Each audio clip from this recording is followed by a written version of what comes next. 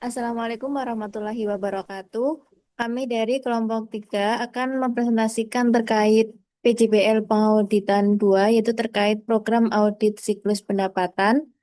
Dengan anggota kelompok yang pertama saya Ima, NPM terakhir 4047, Eka Lisnawati, NPM terakhir 4131, Nandia Wulan, NPM terakhir 4136, Anak Agung Azra, NPM terakhir 4142 dan Zulfa Hamidah, NPM terakhir 4171. Untuk mempersingkat waktu, yang pertama kita langsung masuk ke profil perusahaan. Oke, yang pertama mengenai profil perusahaan, perusahaan UD Randumas. Nah, UD Randumas ini berada di Jalan Jenderal Gatot Subroto di Kedunginggas, Pakelan, Kecamatan Pertuyudan, Kabupaten Magelang, dan berfokus pada pemasaran dan pembuatan mebel berkualitas tinggi.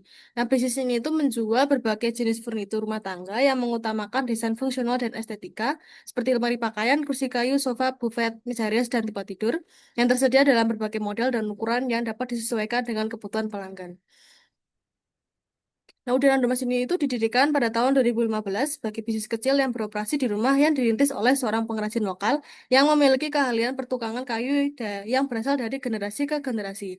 Yang pada awalnya ini perusahaan ini beroperasi secara sederhana dengan memproduksi furnitur dalam jumlah terbatas dengan alat manual dan mempromosikan produknya melalui pelanggan sekitar. Nah, dengan meningkatnya permintaan masyarakat itu mendorong pertumbuhan usaha secara bertahap. Nah, setelah meningkatkan kualitas produk dan kepercayaan pelanggan, Udara Mas itu memutuskan untuk membuka showroom penjualan resmi di Magelang pada tahun 2018.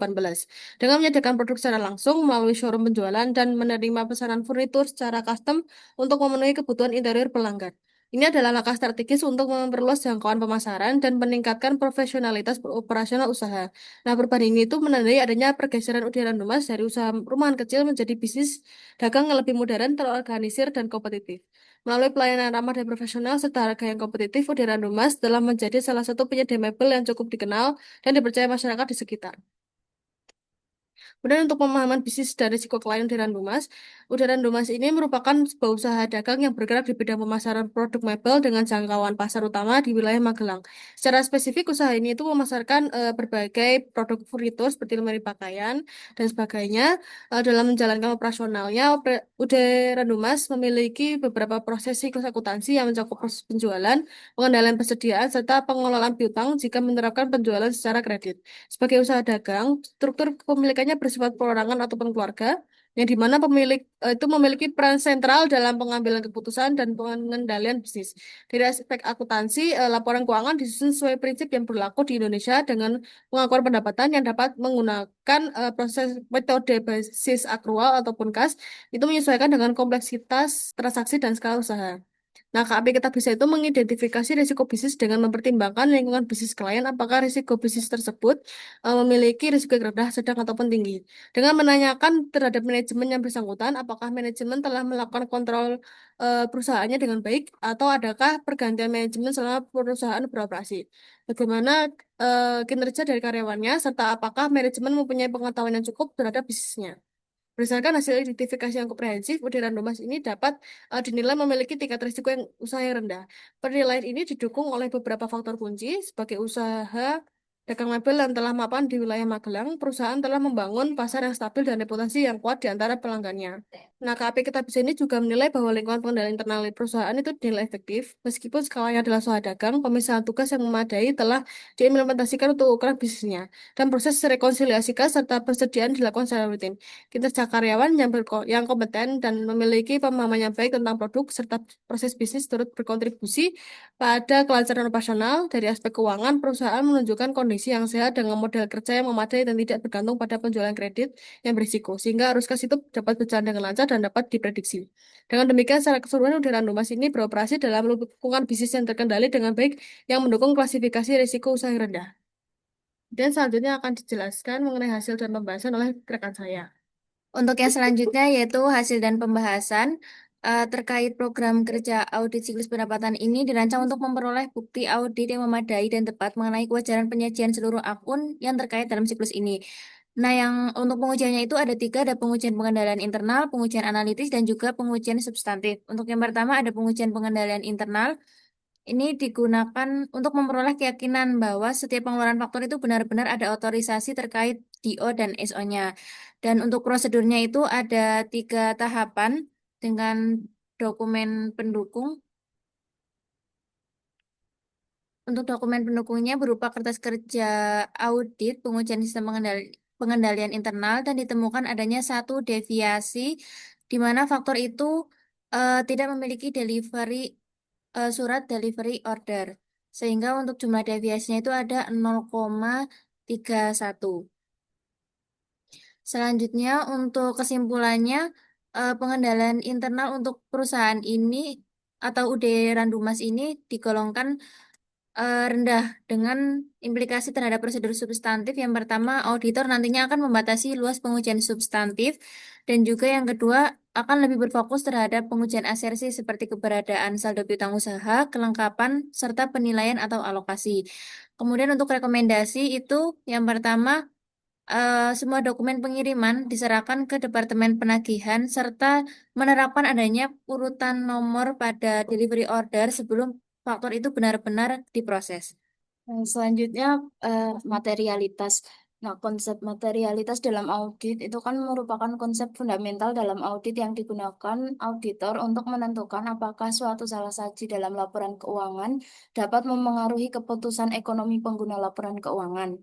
Nah, suatu salah saji itu dianggap material apabila secara individual maupun agregat mampu memengaruhi keputusan pengguna yang rasional berdasarkan laporan keuangan tersebut. Langsung saja ke perhitungan materialitas. Nah, perhitungan materialitas ini ada yang pertama materialitas keseluruhan yang ditetapkan oleh auditor pada tahap perencanaan audit untuk menentukan sejauh mana suatu salah saji dapat memengaruhi keputusan pengguna laporan keuangan. Nah, dalam praktik umum audit itu kan penetapan materialitas untuk entitas menengah menggunakan persentase 0,5% dari penjualan bersih sebagai batas material yang wajar dan proporsional. Untuk berdasarkan laporan laba rugi UD Randumas tahun 2024, penjualan bersih tercatat sebesar 7.250.000.000. Maka perhitungan materialitas keseluruhan adalah sebagai berikut. Planning materiality sama dengan 0,5% dikali penjualan bersih. 0,5% dikali 7.250.000.000. Didapat 36.300.250.000 rupiah. Nah, nilai ini akan menjadi dasar auditor untuk merancang program audit, menentukan tingkat resiko salah saji yang dapat diterima, dan menetapkan luasnya pengujian substantif terhadap akun penjualan, piutang usaha, dan penerimaan kas. Kemudian ada materialitas kinerja yang diukur berkisar antara 50% sampai 75% tergantung dengan tingkat risiko entitas. Nah, karena Randumas memiliki risiko pengendalian yang dinilai rendah berdasarkan hasil pengujian dokumen penjualan dengan tingkat deviasi hanya 3,3%, maka auditor menetapkan 70% dari planning materiality sebagai materialitas kinerja. Untuk perhitungannya yaitu performance materiality sama dengan 70% dikali planning materiality.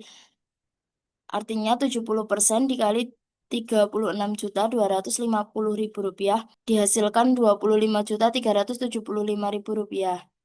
Nah, materialitas kinerja ini menjadi batas operasional auditor dalam menentukan ukuran sampel, mengevaluasi temuan kesalahan, dan menilai risiko salah saji material pada level transaksi siklus pendapatan.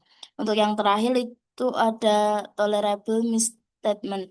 Tolerable misstatement adalah batas maksimum salah saji yang masih dapat diterima auditor pada suatu akun atau kelompok transaksi tanpa memengaruhi kesimpulan keseluruhan atas kewajaran laporan keuangan.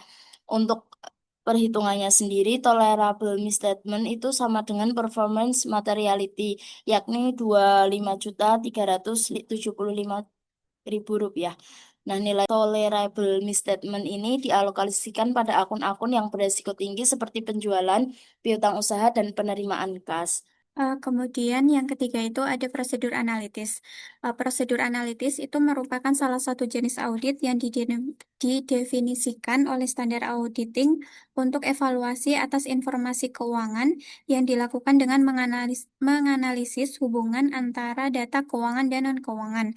Prosedur analitis ini digunakan untuk membandingkan dan menghubungkan nilai saldo akun apabila terlihat wajar dengan ekspektasi auditor. Dalam pelaksanaan prosedur analitis, auditor itu menggunakan berbagai sumber data untuk memastikan akurasi dan konsistensi informasi keuangan perusahaan.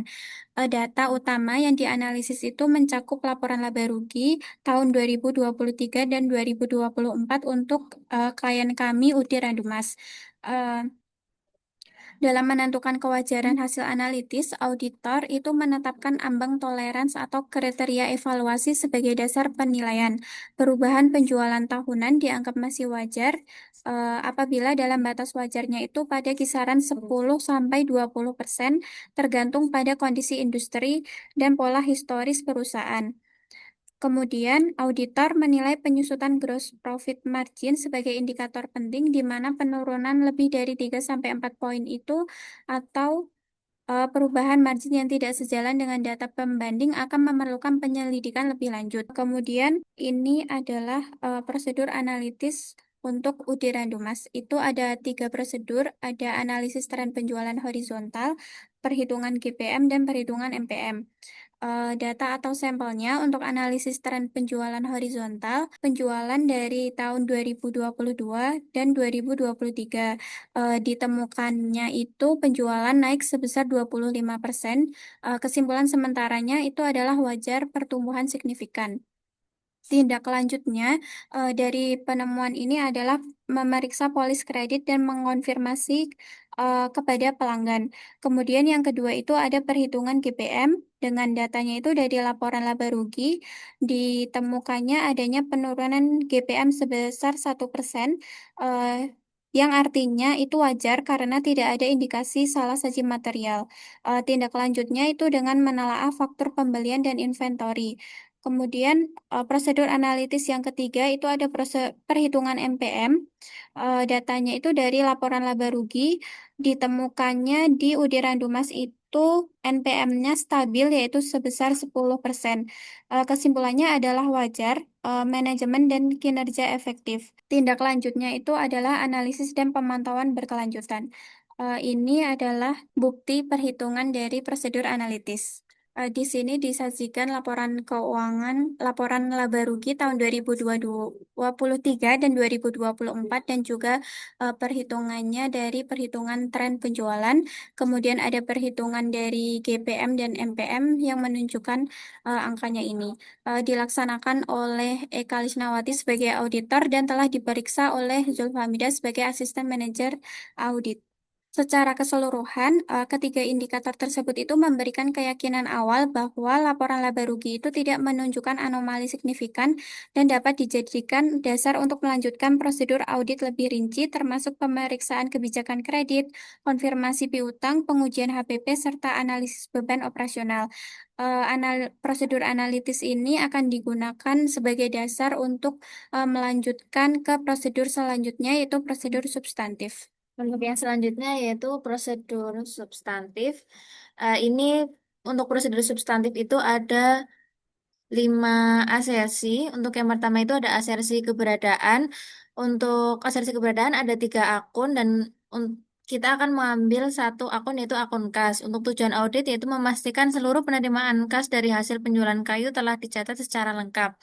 Untuk prosedurnya yaitu lakukan perhitungan fisik kas kecil secara mendadak atau cash opnam di luar jam kerja. Untuk kertas kerja audit itu berupa berita acara case opnam yang dilakukan pada Sabtu 1 Januari 2025 dengan hasil selisih kas sebesar 8.000. Selanjutnya itu ada asersi kelengkapan, di mana dalam UD Randomas kita akan em, memilih akun piutang usaha untuk asersi kelengkapan, di mana tujuan dari asersi kelengkapan itu tujuan auditnya adalah untuk memastikan seluruh transaksi penjualan kredit yang terjadi itu benar-benar telah dicatat sebagai piutang, tidak ada transaksi yang tertinggal, terlewat, ataupun tidak dibukukan.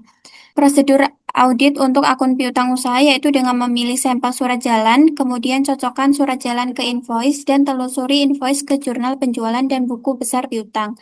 Di sini ada kertas kerja audit dari asersi kelengkapan. Di sini itu prosedurnya yaitu untuk tracing dari surat jalan ke invoice dan jurnal penjualan.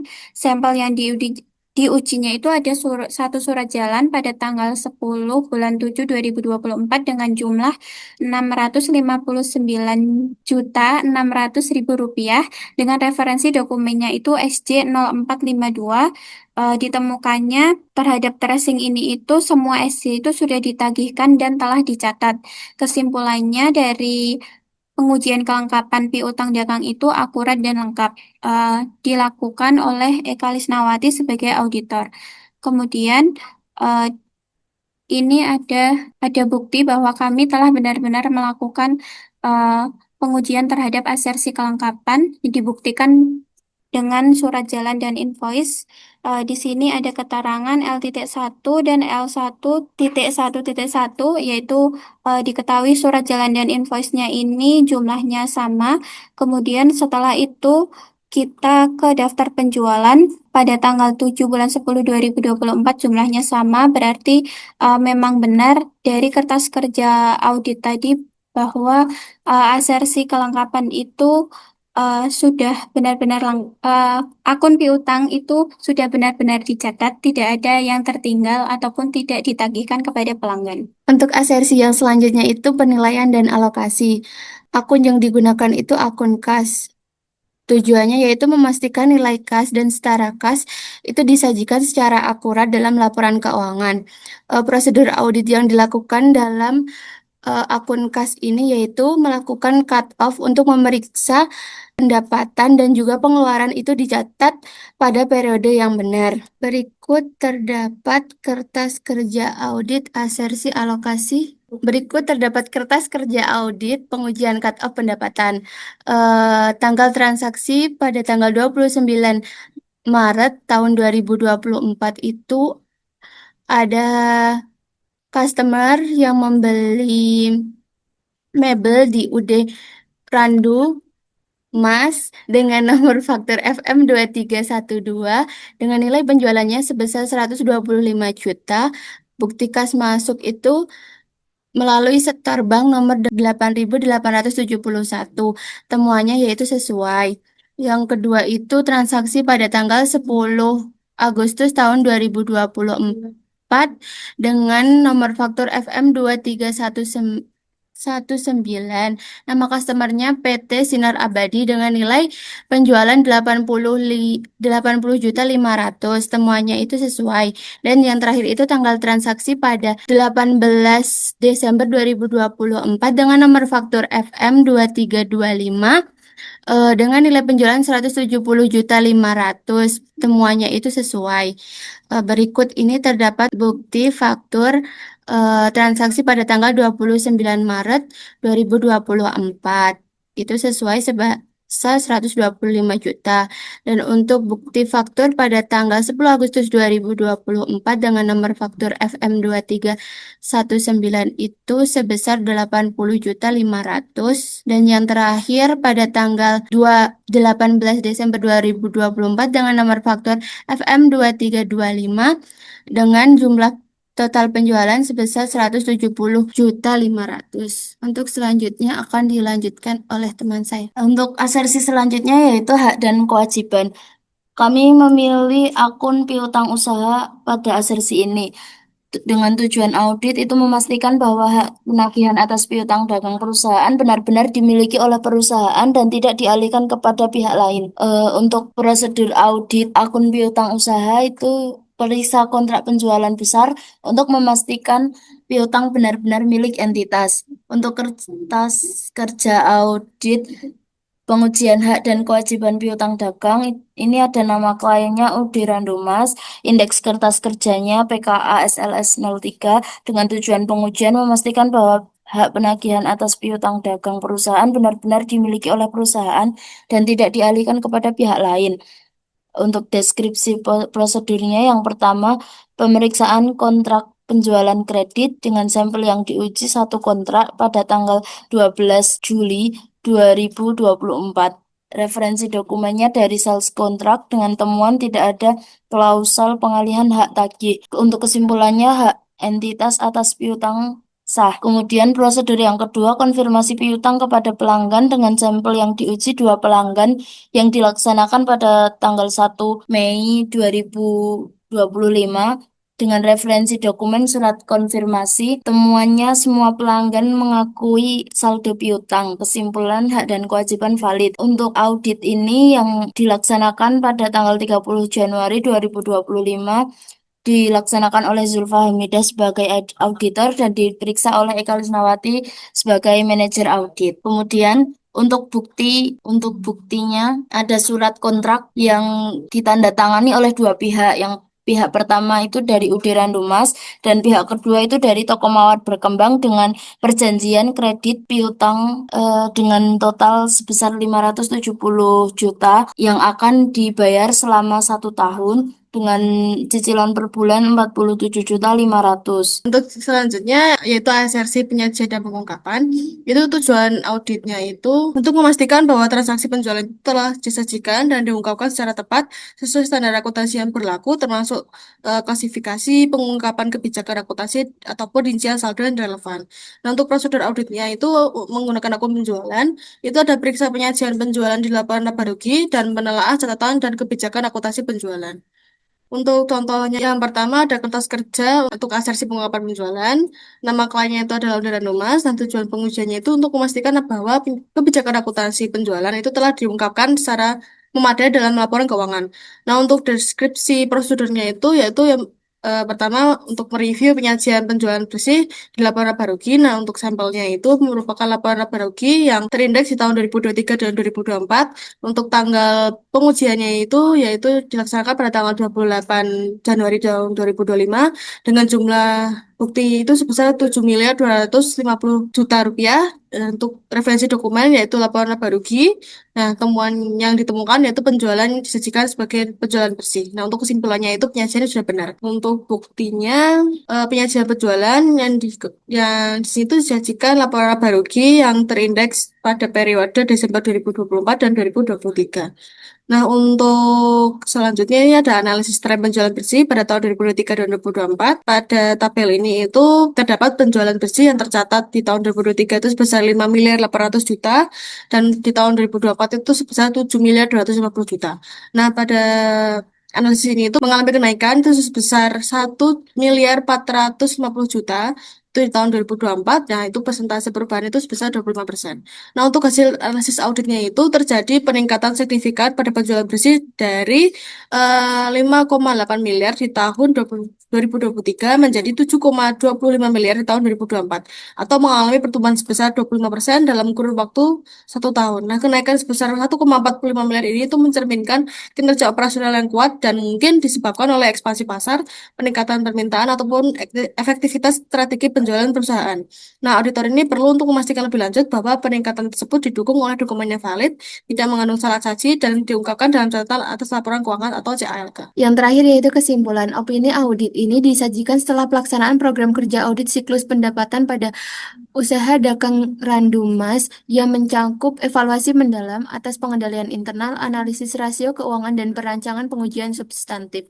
Berdasarkan penilaian yang dilakukan, pengendalian internal yang diterapkan oleh UD Randumas dalam siklus pendapatan, terutama prosedur pencocokan dokumen penjualan, dinilai efektif secara umum. Efektivitas ini didukung oleh temuan tingkat deviasi yang sangat rendah yaitu hanya sebesar 3,3% dari sampel yang diuji. Kondisi ini memungkinkan auditor untuk menetapkan rasio pengendalian atau CR rendah yang secara signifikan mengurangi risiko salah saji material akibat kegagalan pengendalian. Hasil prosedur analitis lebih lanjut menunjukkan tidak adanya anomali signifikan pada akun pendapatan dan piutang usaha. Peningkatan penjualan sebesar 25% dari periode sebelumnya dinilai wajar dan sejalan dengan perkembangan usaha. Selain itu, stabilnya net profit margin atau NPM pada kisaran 10% dan penurunan gross profit margin atau GPM sebesar 1% yang masih dalam batas kewajaran menegaskan efektivitas manajemen dalam mengendalikan biaya operasional dan profitabilitas. Dengan menetapkan materialitas atas kinerja sebesar 25.375.000 yang proporsional dengan risiko pengendalian yang rendah, auditor memperoleh keyakinan memadai bahwa kesalahan yang belum dikoreksi tidak akan melebihi batas materialitas keseluruhan. Oleh karena itu, auditor menyimpulkan bahwa akun-akun yang berkaitan dengan siklus pendapatan usaha dagang Randumas, penjualan, piutang usaha, dan juga penerimaan kas telah disajikan secara wajar dalam semua hal yang material, sesuai dengan prinsip akuntansi yang berlaku umum di Indonesia. Opini yang diberikan adalah wajar tanpa pengecualian. Dan yang terakhir, saran dan rekomendasi.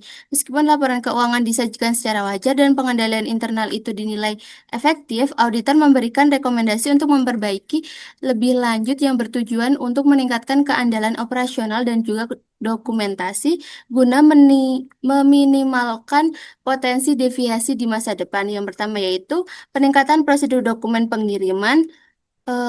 UD Randumas harus memastikan bahwa seluruh dokumen pengiriman atau DO secara segera diserahkan ke Departemen Penagihan atau Billing setelah barang dikirim untuk menjamin ketepatan waktu penagihan dan pencatatan pendapatan. Yang kedua, pengendalian nomor urut dokumen. Perusahaan disarankan untuk segera menerapkan pemeriksaan urut nomor pada dokumen pengiriman atau DO sebelum pemrosesan faktur penjualan. Hal ini krusial untuk mendeteksi dokumen yang hilang atau transaksi yang terlewatkan. Dan yang terakhir, fokus pengujian substantif. Berdasarkan penetapan risiko pengendalian yang rendah, prosedur substantif di masa mendatang dapat tetap membatasi luas pengujian, namun harus mempertahankan fokus yang ketat pada pengujian cut-off akhir tahun untuk memastikan pendapatan dicatat pada periode akuntansi yang benar. Sekian presentasi dari kelompok kami. Wassalamualaikum warahmatullahi wabarakatuh.